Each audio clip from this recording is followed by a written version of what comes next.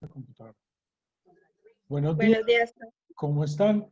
Muchachos, hoy les envié la invitación antecitos, como 5 minutos antes de las 8 de la mañana. La idea es que hoy nos pueda rendir bastante la clase. Vamos a empezar entonces, les voy a mostrar el pacto pedagógico para mirar a ver si ustedes están de acuerdo y lo aprueban. Está bajo las mismas condiciones que habíamos hablado la semana pasada y se los voy a leer. Les voy a compartir la pantalla. Pacto pedagógico. Bueno, ¿están viendo la pantalla? Sí, profe. Todo eso. Bueno, muchachos, entonces miren, esperemos acá.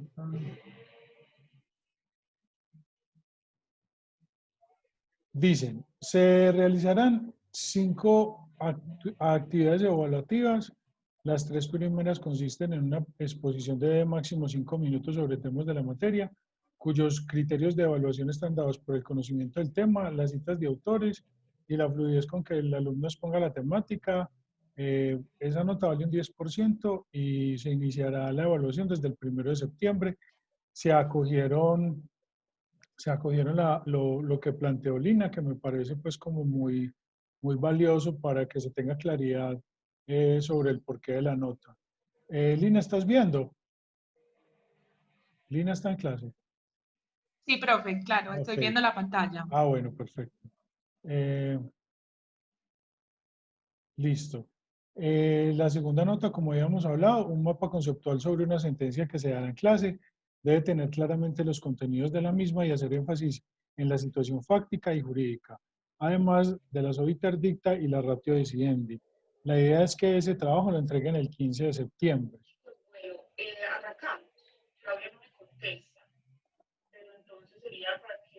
Luego tenemos, por último, un examen acumulativo, una semana antes del parcial, que sería el 29 de septiembre. Los otros, muchachos, apaguen el micrófono, que como estoy, venga, me toca entrar entonces. Buenos días. ¿Alguien le dice a Omar que...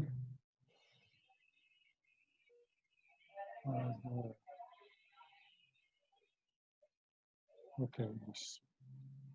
Profe, siempre le sugiero que usted lo silencie. No, Muchas pero veces. ¿sabes qué? Es que como estoy compartiendo la pantalla, se me vuelve más enredado.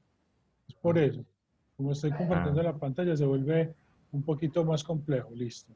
Porque no me aparecen los iconos como aparecen cuando uno está normal. Bueno, un examen acumulativo una semana antes del parcial. Los dos últimos seguimientos serán un examen acumulativo del 15% y un examen acumulativo antes del final del 17 de noviembre.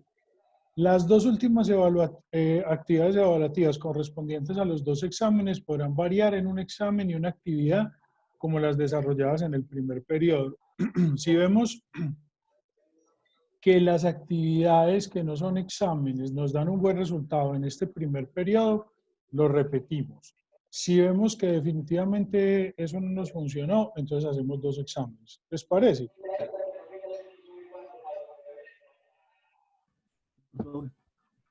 Bueno. Las clases inician a las 8 a.m. y todos los estudiantes, según las directrices de la decanatura, deben tener la cámara encendida y estar dispuestos para la misma. Si necesitan comunicarse conmigo, se comunican a este correo, eaveles.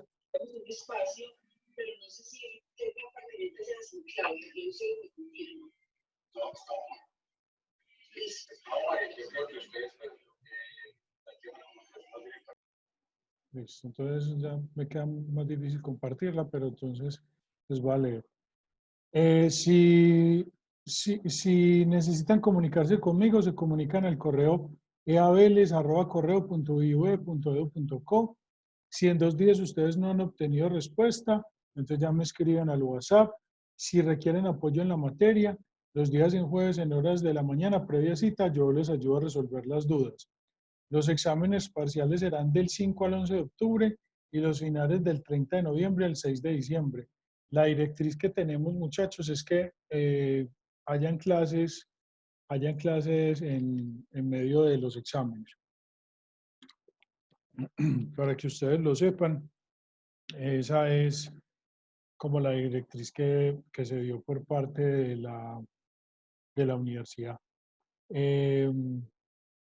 Necesito que por favor todos, si están de acuerdo, digan sí, y si hay alguna duda o si tienen algo que sugerir, también antes de eso los escucho. ¿Alguien tiene algo frente a Santiago? Molina. No, yo solamente era para decir que sí. Está Ah, completamente bien, Profe, está profesor. bien. Está Sí. bien. Yo no tengo ninguna objeción. listo. Yo tampoco, profe, está bien. Listo. Entonces, por favor, abran el micrófono y abran la cámara y todos digan sí. Sí. Sí, profe. Sí. Bueno, muchachos, ahorita se los envío. Ahorita se los envío también a su correo electrónico y también lo subo a la plataforma de Teams.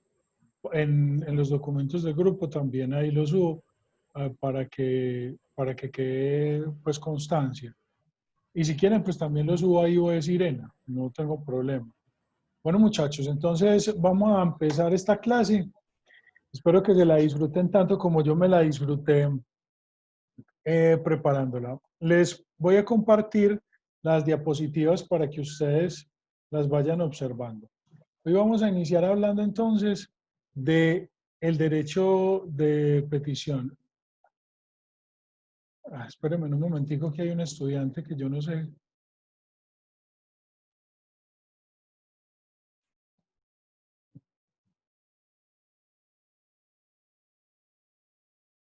No dice nada. Bueno.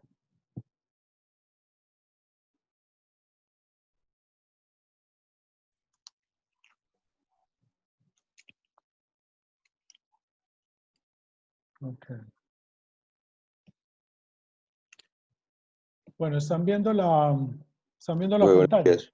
¿cierto? Buenos Sí, días. profe. Bueno, Profe, sí. perfecto. Entonces, miren, les cuento. El derecho de petición es un avance muy importante en la historia debido a que la relación que ustedes saben que se daba en la Edad Media no era entre ciudadano y gobernante, sino entre el rey y el súbdito. Entonces es muy difícil uno pensar que en esa relación un súbdito le pueda elevar un derecho de petición a un dios.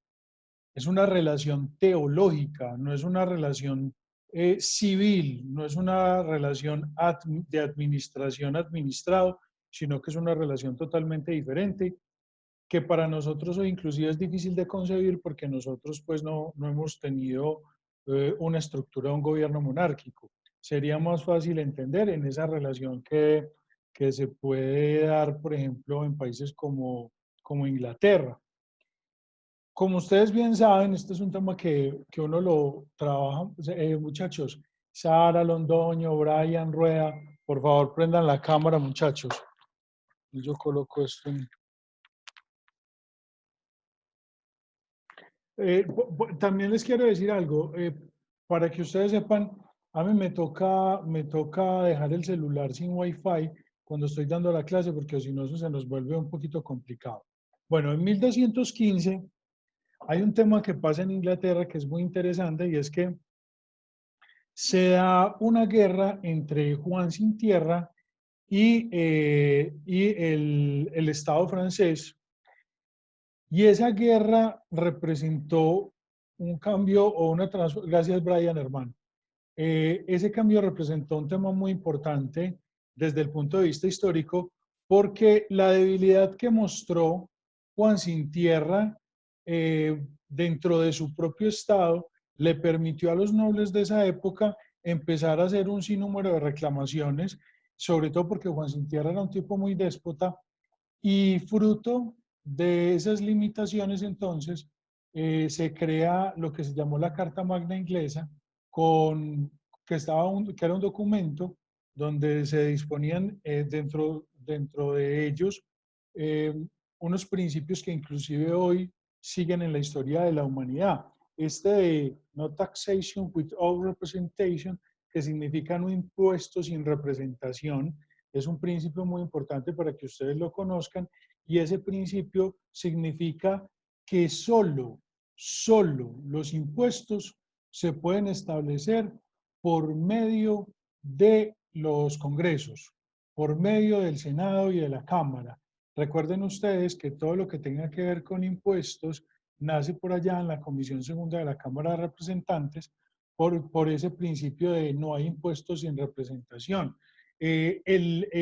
Como ustedes también saben, el presidente puede crear tributos, pero solamente en estados de excepción. Fruto de esa Carta Magna Inglesa, se creó esta norma. Se las voy a leer. Ningún hombre libre podrá ser detenido o encarcelado o privado de sus derechos o de sus bienes, ni puesto fuera de la ley, ni desterrado o privado de su rango o de cualquier otra forma, ni usaremos la fuerza contra él, ni dejaremos que otros lo hagan, sino en virtud de sentencia judicial de sus pares y con arreglo a la ley del reino. No venderemos, ni retrasaremos, ni denegaremos su derecho a la justicia. De forma embrionaria, este es el surgimiento del derecho de petición, porque de esta normatividad se desprende que ya se le pueden hacer súplicas al rey, súplicas. No es una estructura de un derecho de petición como el que nosotros conocemos. Y de antemano me quiero adelantar para decirles que en materia del derecho de petición, Colombia es el de mostrar en el mundo. El derecho de petición colombiano es de una estructura totalmente garantista y a veces de una amplitud que es hasta delicada, y ahorita vamos a ver por qué. En esa estructura de esos cambios en materia de relaciones entre el rey y sus súbditos, en 1265 se creó el Magnum Concilium en Inglaterra, que dio origen a lo que ustedes hoy conocen como las cámaras de los lores y cámara de los comunes. Es una estructura que aún hoy funciona en Inglaterra y funciona muy bien, de esos pesos y contrapesos. Entonces, para que ustedes lo tengan ahí. Simón de Montfort es una figura muy importante, muy importante en Inglaterra, porque buscó limitar a esos poderes del rey y generar una estructura, como les digo, de pesos y contrapesos. En 1649, si no estoy mal, el 30 de enero de 1649, matan a Carlos I. Esa fecha es muy importante. Los que vieron de pronto teoría del Estado, historia de las ideas políticas conmigo, saben que hay un evento que se dio entre 1618 y 1648, que fue la Guerra de los 30 años, que terminó con la Paz de Westfalia, y es un momento muy importante en Europa. Si voy muy rápido me dices, yo a veces hablo muy rápido, ¿no? Yo no hay problema si necesitan que vuelva a repetir. Entonces, entre 1618 y 1648, entre 1618 y 1648 se dio una guerra muy fuerte en Europa, sobre todo por esa situación religiosa y política que derivó en unas transformaciones muy importantes, entre ellas en la configuración de las relaciones internacionales, inclusive como hoy las conocemos, con lo que se llamó la Paz de Westfalia. Eso terminó modificando de alguna forma el papel del rey y sobre todo el papel del rey frente a la iglesia. Recuerden ustedes que la estructura estaba dada por esa concepción del del cesaropapismo, donde los papas eran quienes nombraban a los reyes. Entonces, una de las consecuencias de esa paz de Westfalia es que cada rey establecía cuál era la forma de religión que tendría su pueblo. Eso de alguna forma también fortaleció el papel del rey, y Carlos I buscó limitar los poderes que había alcanzado el Ejecutivo, y es por eso entonces que los dos hijos de María de Estuardo terminaron muriendo, porque Oliverio Cromwell tuvo una actitud de choque frente a esa, es decir, el, el rey no quería tener controles, el rey no quería que lo controlara la Cámara de los Lores y la Cámara de los Comunes. Él decía, Carlos I decía, que cómo se iba a controlar el poder de Dios, que si él era Dios, desde esa estructura teológica, cómo los mortales lo iban a controlar. Pues los mortales lo terminaron ejecutando, y, y eso entonces permitió que se diera una estructura diferente, donde se sigue limitando el poder del rey, y inclusive ya posteriormente en 1679 se expidió eso que nosotros conocemos como el habeas corpus, o derecho a la libertad, para que ustedes vean cómo en la historia se fue estructurando. Permítame, yo cojo agüita.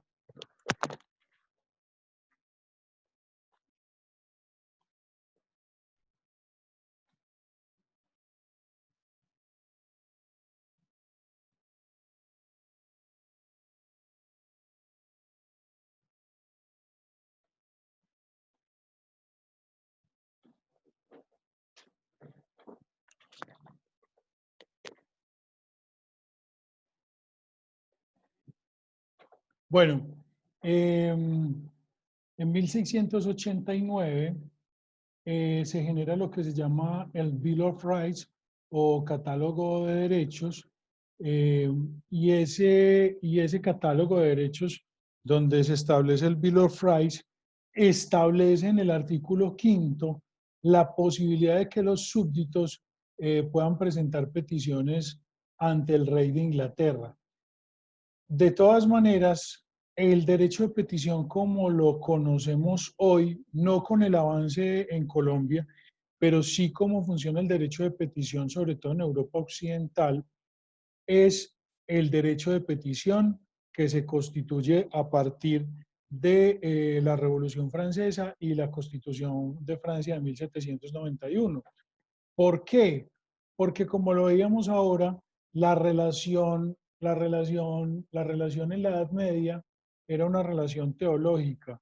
En cambio, con la Constitución y con la Revolución Francesa, la relación cambia, porque ya es una relación entre ciudadano y gobernante, donde se deben presentar peticiones respetuosas y el Estado tiene el deber de responderla. ¿Listo? Profe, Sí. pero a pesar de que de que con la Revolución Francesa haya frenado esa relación teológica, hasta el siglo pasado seguían teniendo un respeto inmenso frente a la relación con Dios, tanto que el divorcio era una cosa inimaginable hasta el siglo pasado, Sí, especialmente en Inglaterra. sí, así es, así es. Eso es cierto, que la influencia de la religión católica, no solamente en Europa, sino en los países latinoamericanos, es muy fuerte, pero sí es cierto también que a ver, todo el desarrollo de la Ilustración cambió las dinámicas del ejercicio del poder de la religión en la política. Sí sigue influyendo muy fuerte en las relaciones sociales, pero en la política sí se transformó. Recuerden ustedes que eh, yo sé que muchos de ustedes inclusive manejan mejor el tema que yo,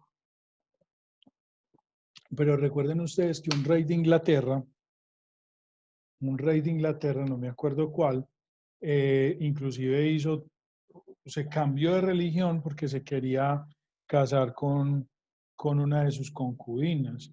Eduardo VIII. ¿Cómo? Eduardo VIII, profe. Eduardo VIII con Ana Bolena, ¿cierto?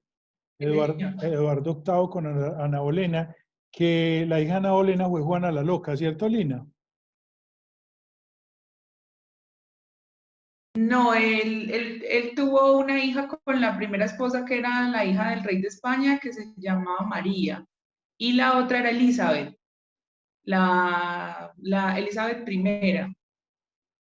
Ah, bueno, listo. Entonces, Juana mire, era familiar, pero no, Juana era familiar de Ana Bolena, ¿cierto? Pero, ¿por qué no revisan? Yo creo que sí era hija. Tengo la duda. Revisen ustedes ahí que están en internet, que esa historia de los reyes es muy interesante y sobre todo en esa construcción de Europa, porque recuerden ustedes que ellos se casaban entre las casas reales.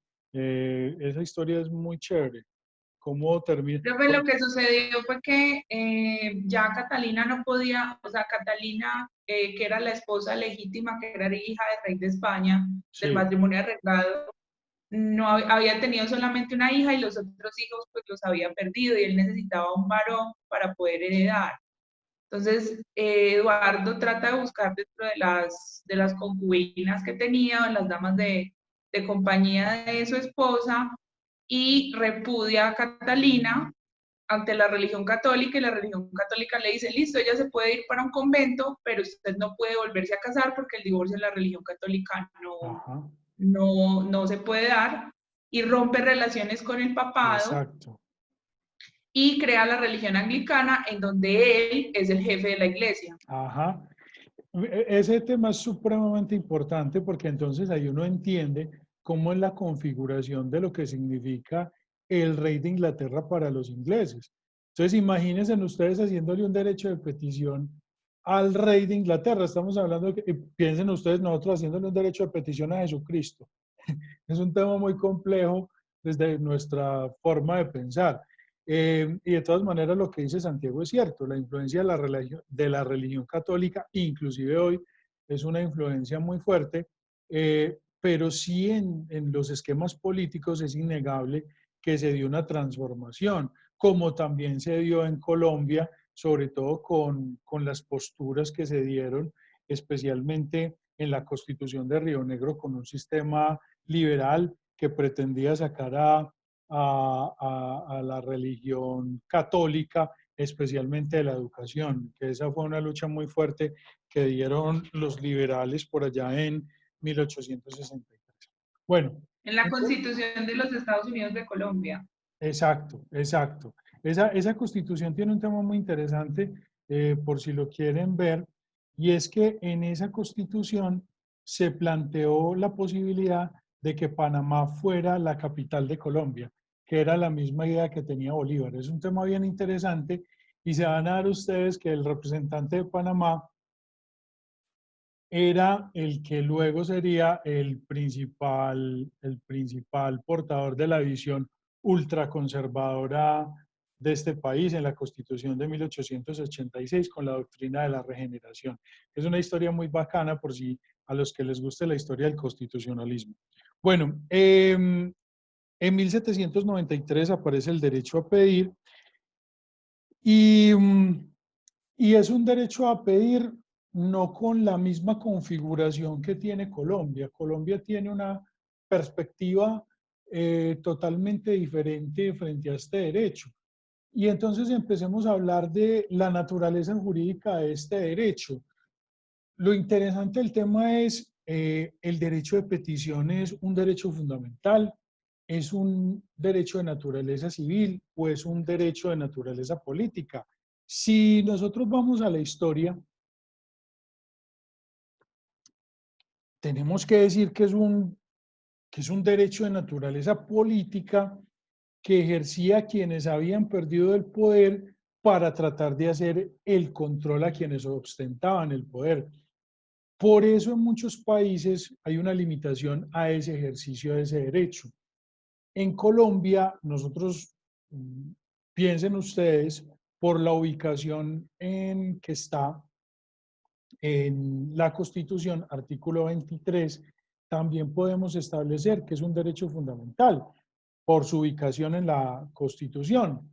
Pero no solamente por eso, sino que también podemos concluir que es un derecho fundamental porque hace parte de ese bloque de constitucionalidad, ya que en la Declaración Americana de los Derechos y Deberes del Hombre, que se aprobó en Bogotá en 1948, se consagra ese derecho en el artículo 24, donde dice: toda persona tiene derecho de presentar peticiones respetuosas a cualquier autoridad competente, ya sea por motivo de interés general, de interés particular y de obtener pronta resolución. Entonces, recuerden ustedes, ¿será un derecho civil o será un derecho político? En Colombia ese derecho de petición, no como lo conocemos hoy, pero desde sus primeros esbozos en las constituciones de 1821, 1829, 1843 y 1853, se concebió como un derecho político. Lo que sí es que generaba una limitación muy importante, y esa limitación establecía inclusive una sanción en materia penal, porque las personas no se podían abrogar la voz del pueblo. Entonces usted podía hacer peticiones de forma individual, no de forma grupal, no de forma de comunidad, porque entonces se generaba una sanción, porque se consideraba inclusive que podía generarse una sanción en materia penal, por lo que les digo, como es un derecho de naturaleza política, se pensaba en lo peligroso que podía ser por una posible rebelión.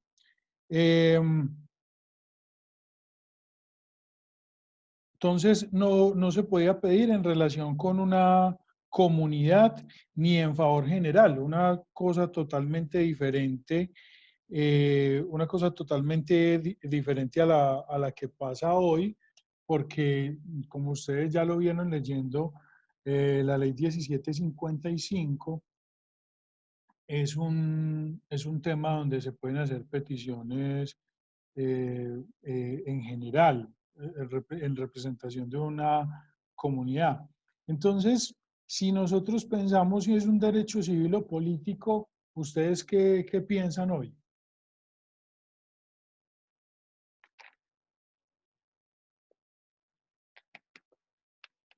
Sí, profe, es un derecho político porque de alguna forma no tiene, o sea, tiene una estructura y tiene una finalidad, pero esa finalidad no es eminentemente civil, o sea, no es siempre patrimonial, no tiene un interés netamente individual, que es, digamos que como uno de los postulados más importantes del derecho civil, y es el interés particular. Muy También se bien. da apertura al interés general, entonces digamos que por eso, y además que tiene una naturaleza constitucional, y la naturaleza de la Constitución es una naturaleza política. Exacto, muy bien, Lina. Pero tú lo decías, la respuesta está también en el sentido en que tiene las dos características. Claro que es un derecho que permite ejercer control, regular, limitar, pero también es un derecho que permite hacer revisiones desde una solicitud frente a una pensión, frente a un dinero, frente al derecho al buen nombre. Entonces, lo que uno podría decir es que tiene ambas características. Es civil y es político, y también es un derecho fundamental. Tiene todas esas características. Tiene todas las características. Es un derecho civil, es un derecho político y además es un derecho fundamental. La primera expresión de ese derecho de petición la encontramos en el artículo 56 de la Constitución de 1858 y se consagraba de la siguiente forma: el derecho a obtener pronta resolución en las peticiones que por escrito dirijan a las corporaciones, autoridades o funcionarios públicos sobre cualquier asunto de interés general o particular. Esta disposición fue reproducida en los mismos términos en el Catálogo de Derechos Individuales contemplados en el artículo 15 de la Constitución de 1863. Como lo decía ahora Lina, esa es la Constitución de los Estados Unidos de Colombia y quedó finalmente en el artículo 45. ¿Qué decía la Constitución de 1886? Espérame un momentico, tomo agua.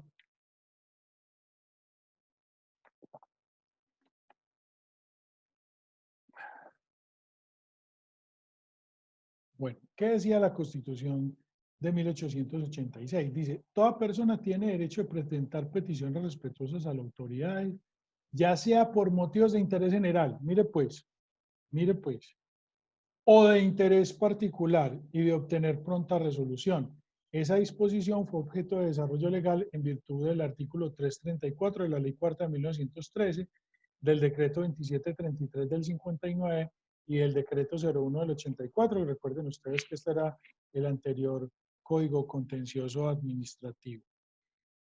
Aquí tenemos entonces un marco jurídico que a nosotros nos permite ser referentes en materia jurisprudencial a nivel mundial, porque tenemos un derecho de petición absolutamente garantista. Tenemos una visión amplia de lo que es el derecho de petición. Quiero que piensen en lo siguiente. Cuando uno sale del país,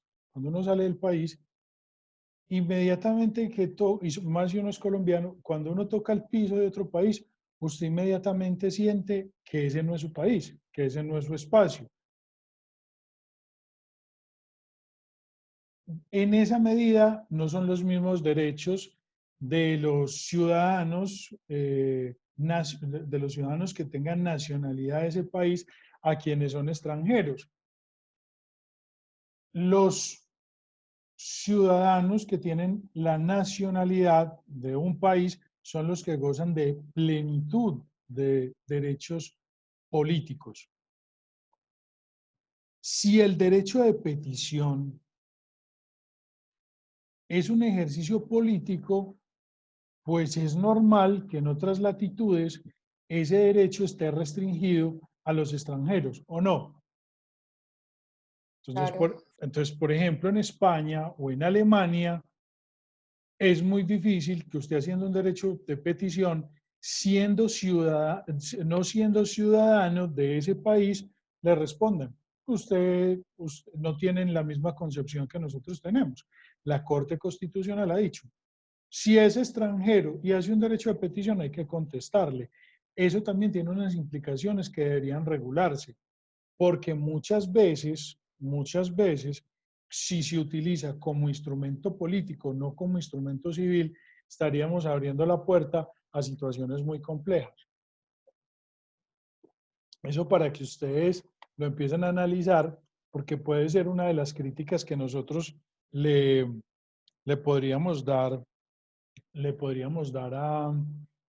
a ese derecho de petición. Bueno, miren ahora el tema tan interesante. Nosotros con esa Constitución de 1886 no teníamos problema, teníamos muy claro el concepto de derecho de petición, teníamos muy claro que era para todas las personas, pero resulta que con la Constitución de 1991, tal vez una persona que había sido educada o estructurada en ese modelo de Europa Occidental, España, Francia, Alemania,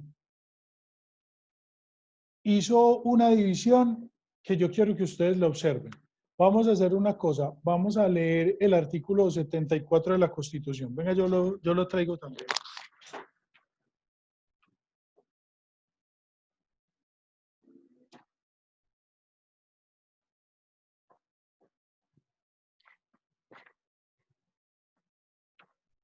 Pero ya se lo tengo listo.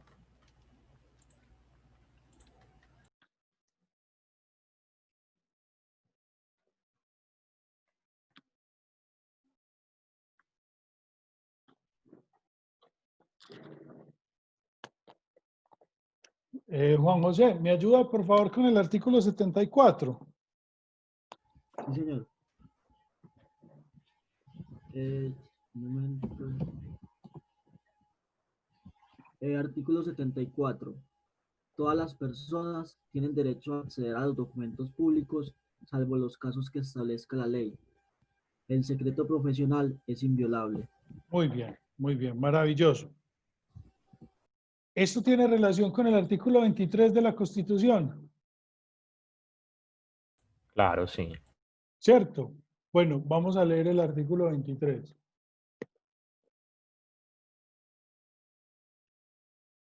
Toda persona tiene derecho a presentar peticiones respetuosas a las autoridades por motivos de interés general o particular y a obtener pronta resolución. El legislador podrá reglamentar su ejercicio ante organizaciones privadas para garantizar los derechos fundamentales.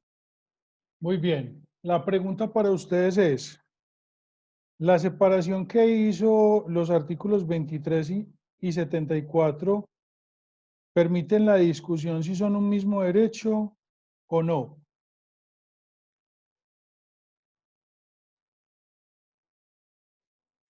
Pues el 74 hace más salvedad y es más específico, es solamente a los documentos públicos, mientras que el 23 habla de todo tipo de petición. Ok. Y el acceso a los documentos públicos estará contemplado dentro del derecho de petición. Claro. Muy bien. Miren pues el problema que Sí, tenemos. profe, Sí, sí, Nico. que ese sería como el habeas data, ¿no? No. El habeas data tiene otra configuración.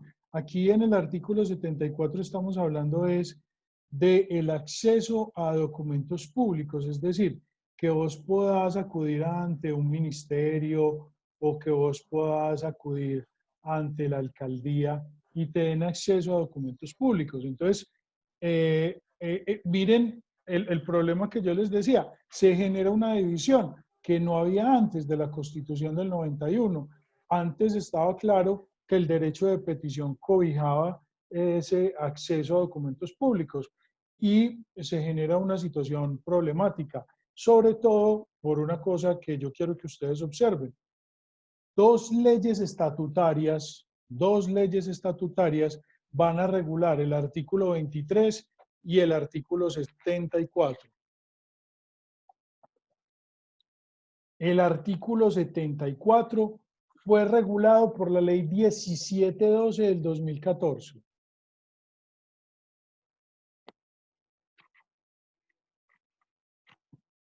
Y el artículo 23 o derecho de petición fue regulado por la ley 1755 del 2015. Repite el del artículo 74, por favor. Claro, el artículo 74, la ley 1712 del 2014. Muchachos, acuérdense de prender la cámara.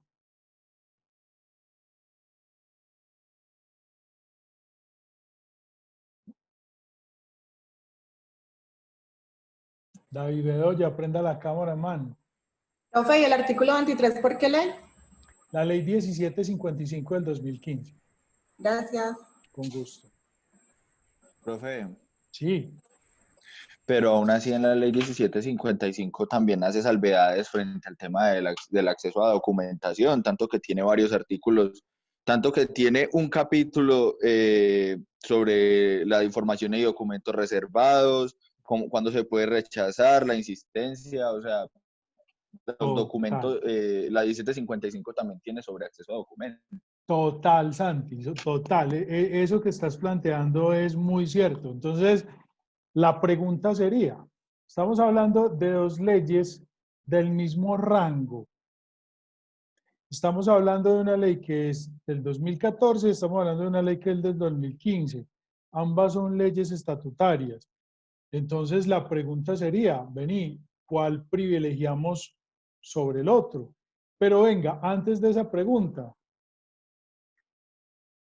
la Corte Constitucional ha tenido la discusión sobre el artículo 23 y el 74. Si son un mismo derecho. La Corte se ha metido unas enredadas increíbles con ese tema. Porque, como les digo, en Europa Occidental son dos cosas totalmente diferentes. Es decir, el artículo 74 muestra lo que en Europa es el derecho de petición, mientras que nosotros tenemos un derecho totalmente diferente, como ustedes veían ahora, casi que desde la Constitución, inclusive anterior a la Constitución de 1886, se establece que toda persona, cuando decimos toda persona es que si Lina tiene sobrinos o quién tiene sobrinos ahí, que, que si un niño de 8 años quiere elevar un derecho de petición al colegio lo puede hacer y le tienen que contestar.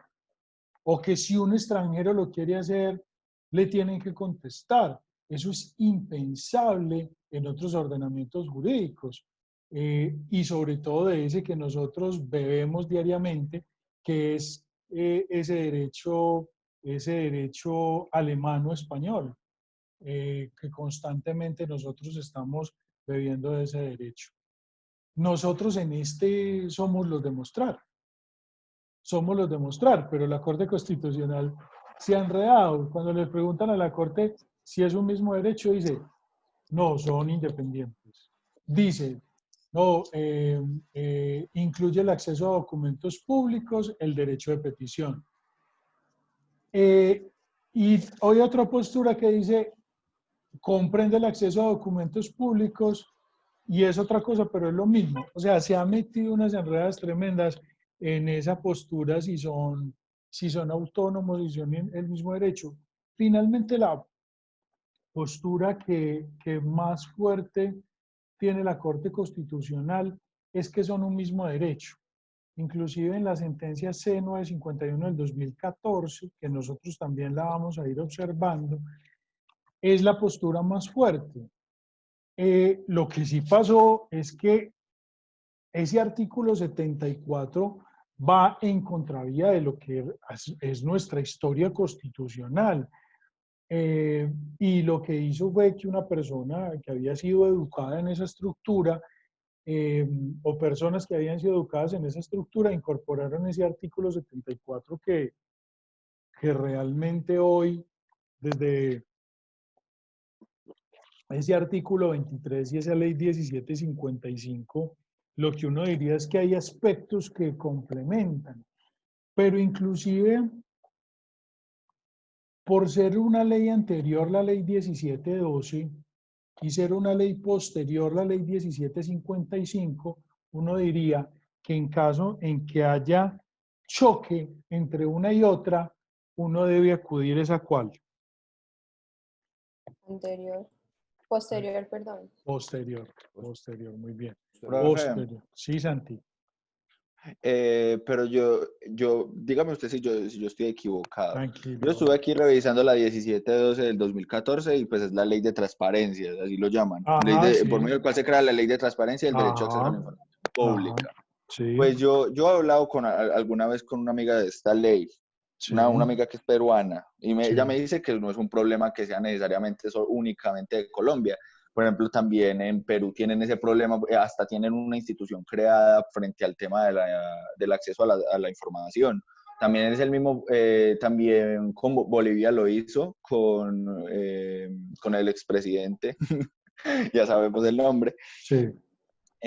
También creo esta ley de transparencia que según él le funcionó muy bien. Entonces, hay muchos países latinoamericanos que han tomado esa disposición europea, pero como que lo han tomado a las patadas. Entonces, no terminan encajándola bien y termina siendo una ley muy ambigua.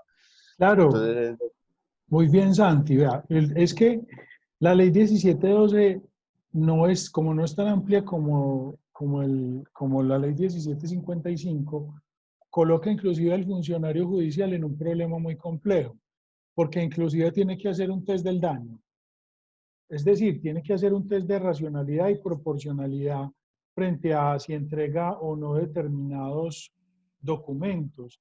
Y eso es un tema muy complejo, pues porque de pronto si la solicitud se le hace a un funcionario de la alcaldía de Medellín, de pronto tiene una estructura, y eso que con dificultad, de pronto tiene una estructura en que es capaz de hacer un test del daño.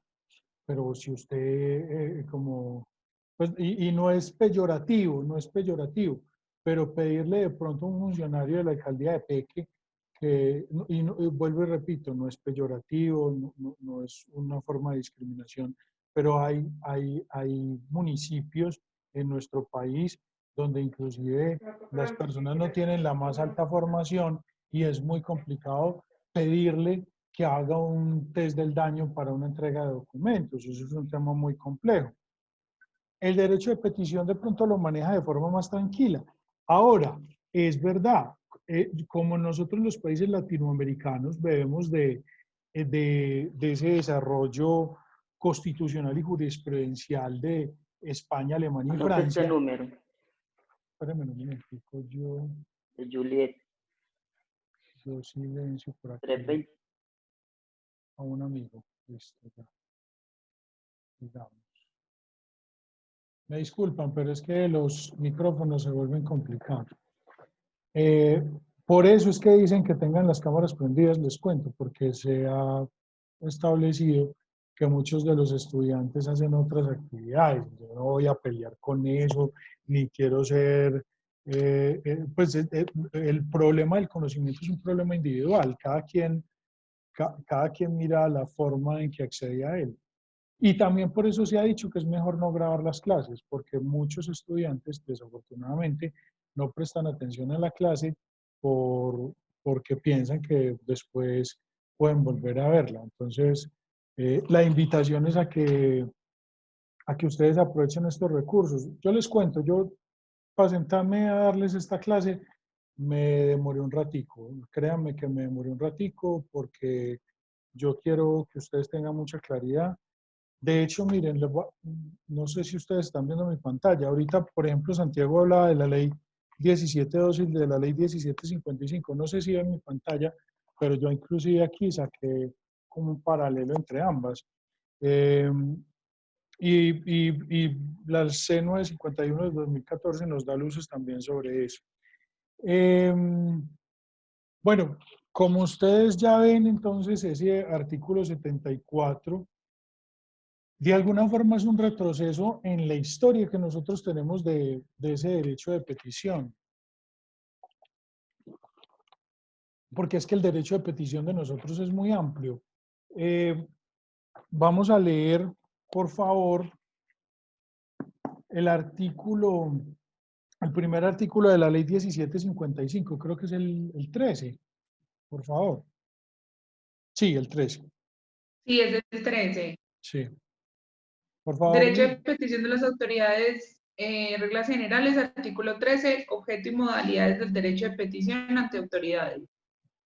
Toda persona tiene derecho a presentar peticiones respetuosas a las autoridades. Lina, dejémoslo ahí. Dejémoslo ahí. Mire, yo quiero que ustedes comprendan eso de toda persona. Ustedes ya vieron los constitucionales. Toda persona. O sea, no hay limitaciones. No dice, en Alemania es todo ciudadano. Aquí no. Aquí estamos hablando que es toda persona. Eso ya implica para nosotros una concepción totalmente diferente. Y Santiago, lo que vos decís es verdad. Desafortunadamente los países latinoamericanos no han bebido de nuestro derecho de petición, sino que han bebido del derecho de petición de Europa. Entonces está ese derecho de petición más relacionado con ese artículo 74 que con nuestro artículo 23. Y ese artículo 23 y ese artículo 74 nos genera ya una concepción compleja, inclusive solo frente a quiénes son los destinatarios del derecho de petición y quiénes son los destinatarios de la solicitud del acceso a la información. Bueno,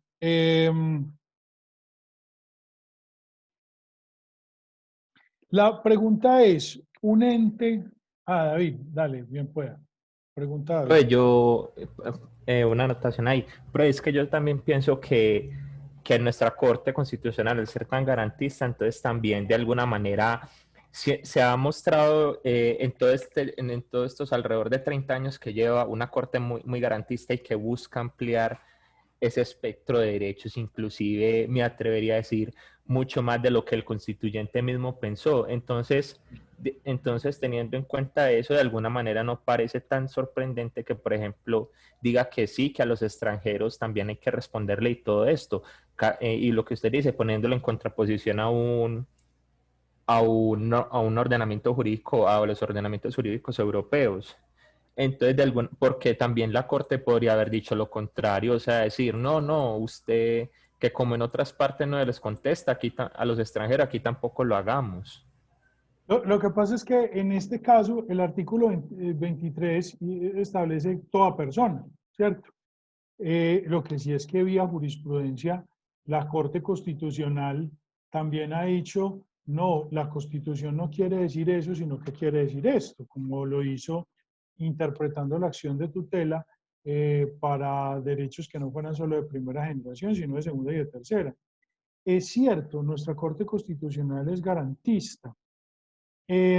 Ahora, si hay una institución que uno tiene que cuidar, valorar y respetar, es la Corte Constitucional, porque es que es una función muy importante, es el órgano de cierre de la jurisdicción constitucional, es el máximo órgano, es la Corte de Cortes. Entonces hay que cuidarla y hay que respetarla, pero sí es cierto que hay veces las posturas extremadas garantistas tienen una situación compleja para que ustedes me entiendan. Hay un teórico, se llama Angelo Papaccini, es un profesor de la Universidad de Santander, que ha hecho un trabajo muy interesante con todo el tema de los derechos fundamentales. Y en esa concepción de los derechos fundamentales, él plantea algo que es muy cierto. Entre más amplios son los derechos, más difícil es su protección. Si usted, y también de pronto esa era la idea del constituyente, si usted limita a la tutela de los derechos de primera generación, será más fácil protegerlo, pero también hay algo que es cierto.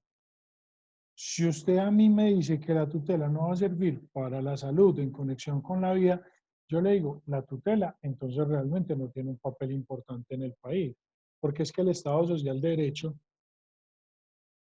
como lo dice la T 406 del 92, como no es una muletilla, lo que debe propender es por proteger no formalmente, sino materialmente los derechos de las personas y de generar unas condiciones cuantitativas y cualitativas para una real protección de esos derechos.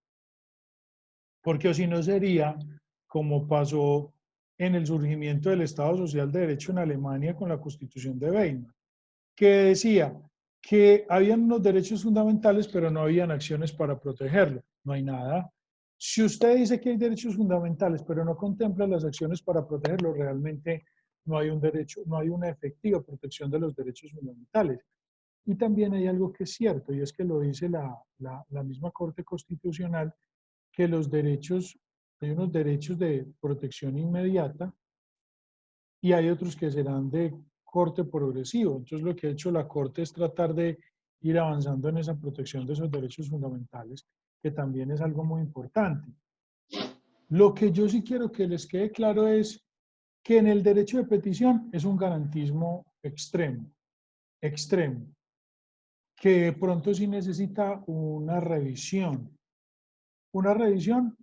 frente al tema de los, para mí, de los extranjeros. Y sobre todo porque puede ser utilizado como instrumento político y nosotros en ese sentido, pues es que en todos los países del mundo también se tiene esa misma concepción.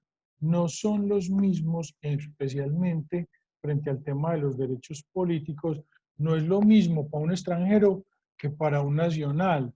Muchachos, eso no es un acto de discriminación. Usted si va de vacaciones a Alemania, Francia, Italia, inclusive Argentina, Bolivia, Brasil, usted no puede ir a votar. Espérame un momento, que no sé. David, ¿todavía necesitas hablar? Profe, no, yo tenía el micrófono apagado. Ah, bueno. Ah, listo. Brian, no hay ningún problema. Entiendo perfectamente. Y no sé quién es administrativo colombiano, pero listo. Entiendo lo de tu situación con el Internet. Ojalá me colocaras tu nombre para que informemos el caso en la universidad de los problemas que tienes con Internet para que te faciliten un módem. Si quieres me escribes por WhatsApp para enviarte la encuesta. Yo se las envié también a ustedes, ¿cierto? Al grupo. Yo les Sí, envié eso. profe. Bueno, ¿quién será administrativo colombiano? Si por favor me coloca el nombre para tratar de ayudarle a resolver el tema. Muchachos, no se preocupen los que están trabajando, yo entiendo, y los que tengan dificultades con el Internet, sé que esas cosas pueden pasar, pero entonces vamos a avanzar para que podamos solucionarlo y que ustedes tengan las herramientas necesarias, como les digo. Muchachos, vale, les cuento, el jueves me tocó salir, ahorita me llega un computador nuevo, me tocó salir a comprar computador fiado y tuve que ir a comprar una mejor banda ancha para poder que ustedes tengan un... Ah, y ya compré Zoom. Ayer también compré Zoom porque la idea es que ustedes pues tengan el mejor servicio que le podamos dar. Listo, Brian, no hay problema.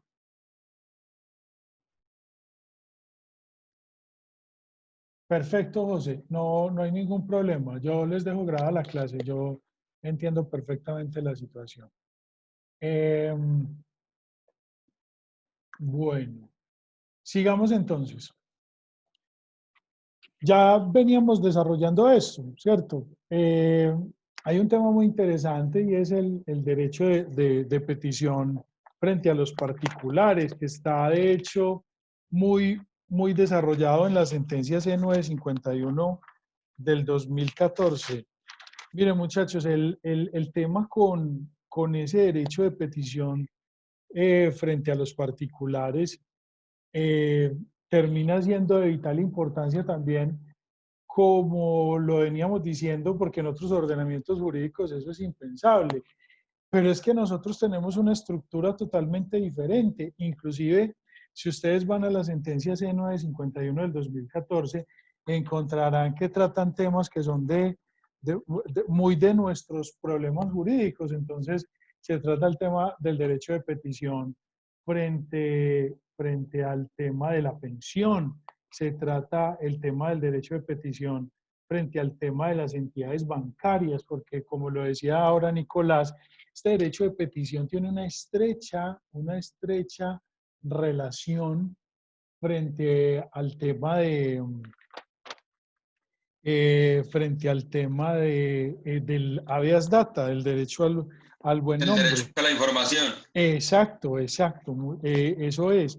Entonces ahí hay una relación compleja que inclusive está muy bien desarrollada con el tema también que tienen en cuenta las dificultades que tiene Colombia en materia de pensiones. Y además que el particular en Colombia, especialmente el derecho de petición, está relacionado con que ese particular maneje información que es de vital importancia, inclusive que es pública. Inclusive piensen ustedes, ¿será que el municipio de Medellín le puede hacer un derecho de petición al Ministerio de Transporte?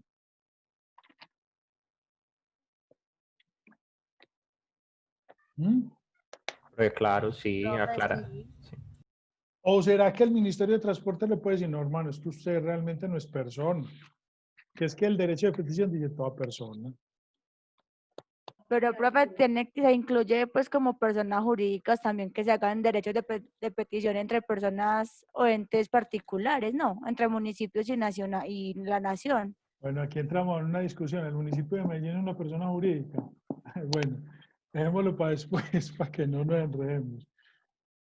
Es cierto que el municipio de Medellín le puede hacer un derecho de petición al Ministerio de Transporte. Y el Ministerio de Transporte le tendrá que contestar. pero también es por ese garantismo que se ha configurado a partir del derecho de petición. Pero la pregunta es, la ley 1712 frente a los particulares, ¿qué podrá decir? ¿Qué piensan ustedes? ¿Será obligación frente a esos destinatarios responder?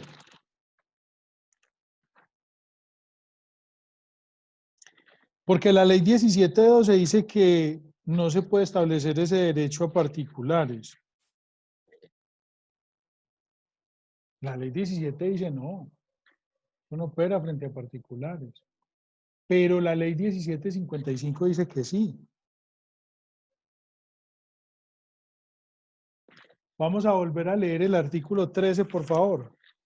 Profe, ¿no será porque la 1755 que regula el artículo 23 está, digamos que enfrentando el derecho a información ante el derecho fundamental de petición? Es decir, que hay una prevalencia porque la regulación es respecto a un derecho fundamental y el artículo 74 que lo regula la 1712 no es un derecho fundamental.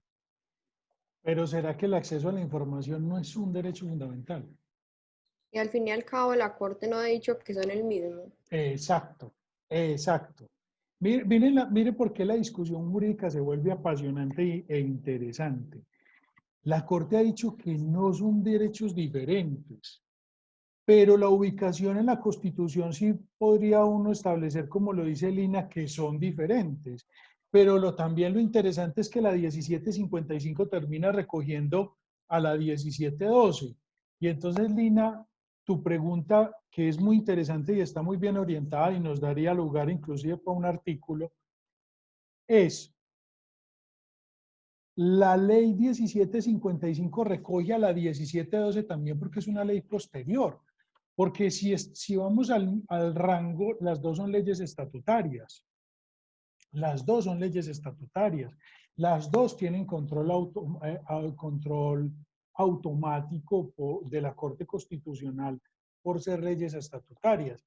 Pero una es del 2014 y la otra es del 2015. Y miremos lo que dice la 1755 frente al acceso a la información y los particulares. Vamos a leer ese artículo 13. Toda persona tiene derecho a presentar peticiones respetuosas a las autoridades, en los términos señalados en este código, por motivos de interés general o particular y a obtener pronta resolución completa y de fondo sobre la misma. Perfecto. Toda actuación que inicie... Sí, dale, sí. Digo. Sí.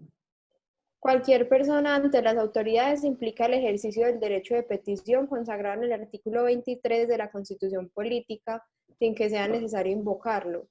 Mediante él, entre otras actuaciones, se podrá solicitar el reconocimiento de un derecho, la intervención de una entidad o funcionario, la resolución de una situación jurídica, prestación de un servicio, requerir información, consultar, examinar y requerir copias de documentos. Mire, requerir información y requerir copias de documentos, lo que decía Santi ahora. Santi decía, pero es que esa es la ley de acceso a la información. Pero en la ley de acceso a la información, en la 1712, el tema de los destinatarios es complejo. Aquí queda claro, usted se lo puede hacer tranquilamente a los particulares para acceder a la información. Vamos a hacer una cosa. Leamos siquiera la primera parte del artículo 32 de la ley 1755 para que terminemos de aclarar el asunto. Artículo 32, derecho de petición ante organizaciones privadas para garantizar los derechos fundamentales.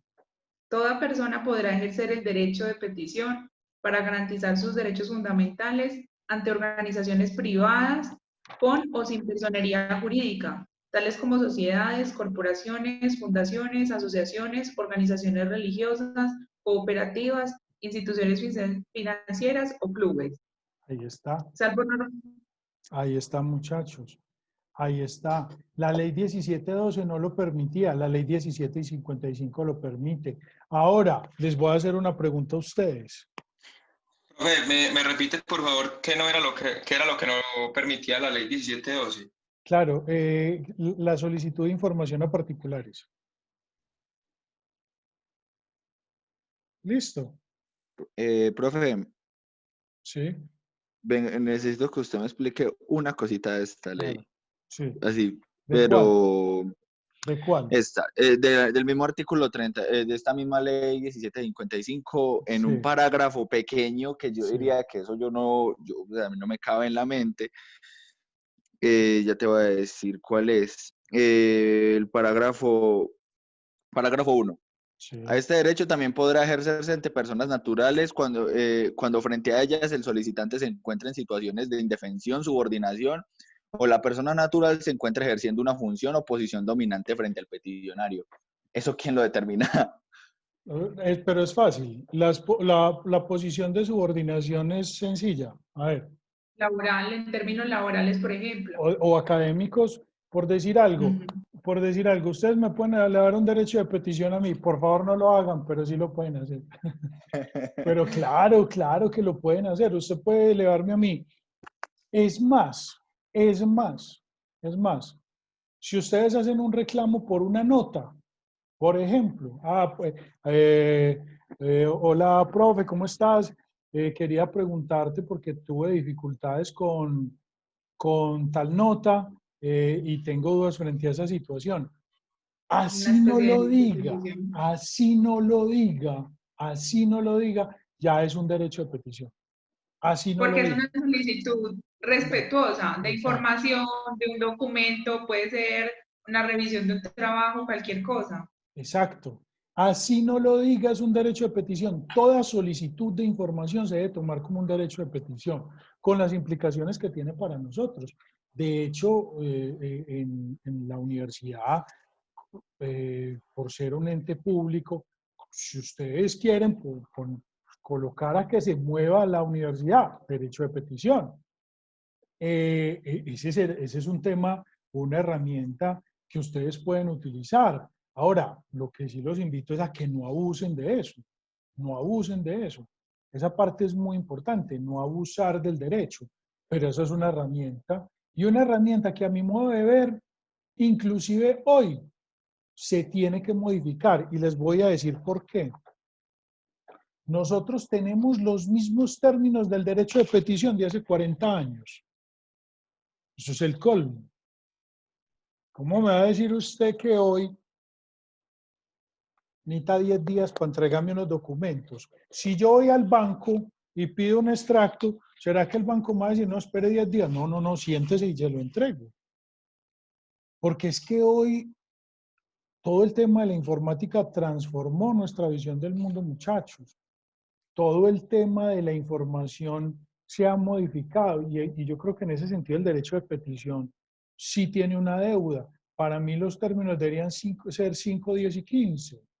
Ahora, ¿cuál es el problema? Que la administración a veces funciona a unos ritmos supremamente lentos, que no son positivos, pero ¿cómo vamos a tener con el avance en las comunicaciones, con el avance que se ha dado en materia informática, los mismos plazos de hace 40, 50 años? Usted hoy puede mantener todo en la nube o todo en un computador y descargar información. Se los digo, vean, uno hay veces se le vuelve complejo la dinámica de responder WhatsApp y correos. Y, bueno, muchachos, y les voy y aprovechando eso, porque habían algunos que no estaban cuando dije el pacto pedagógico. Si van a escribir a mi WhatsApp y son temas académicos, por favor, en horarios laborales, ya si son temas personales y tienen una situación difícil, a la hora que sea estoy para ustedes. Traten también primero de agotar el conducto del correo electrónico, porque es que hay veces se vuelven complejos. El semestre pasado yo era contestando WhatsApp domingo a las 8:30 de la noche, entonces es complejo pues porque también se dificultan las relaciones familiares. Pero bueno, sigamos. Hoy es necesario para mí volver a hacer una revisión del derecho de petición en muchos aspectos. Vamos a hacer lo siguiente. Yo quiero que ustedes vayan mirando, la próxima semana vamos a mirar en profundidad Ley 1712, Ley 1755. Quiero que miren el concepto de reserva de información, el artículo 28 de la Ley 1712, el artículo 25 de la Ley 1755, y que revisen también el concepto del plazo de respuesta. Vamos a ver entonces en profundidad cómo funciona el derecho de petición artículo por artículo. Vamos a ver, por ejemplo, cómo es el derecho de petición de los jueces, que es un tema interesante. Yo quiero que ustedes tengan una cultura y una estructura jurídica muy profunda frente a ese derecho de petición, porque será ese derecho de petición la herramienta más importante para que ustedes acudan a la administración. Nosotros como abogados tenemos esa herramienta y yo quiero que ustedes la manejen supremamente bien. Dejemos así por hoy. ¿Me puede repetir los conceptos de los artículos, por favor? Claro, el concepto de reserva que está dado en la ley 1712 en el artículo 28 y en el artículo 25 de la ley 1755. El concepto 24. de reserva de información. Sí, perdón, 24. 24, sí. Informaciones y documentos reservados. Así es, sí. Gracias, gracias.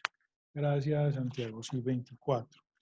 Y que busquen también, si quieren, el concepto de test del daño en el artículo 28 de la ley 1712, que será un tema interesante para que profundicen y podamos debatir. Nos vemos la próxima semana. Aprovechen esta semana para que vayan estudiando y leyendo. La clase, si nos dura 1 hora y cuarto, apenas es para que no se vuelva tediosa, ustedes no pierdan concentración y además lo más importante es el trabajo que ustedes hagan por fuera de la clase. Ese trabajo es muy importante. No voy a cerrar, entonces voy a parar de grabar. Espérenme un momento. Profe, tengo una pregunta. Sí. Espérame, yo paro la grabación.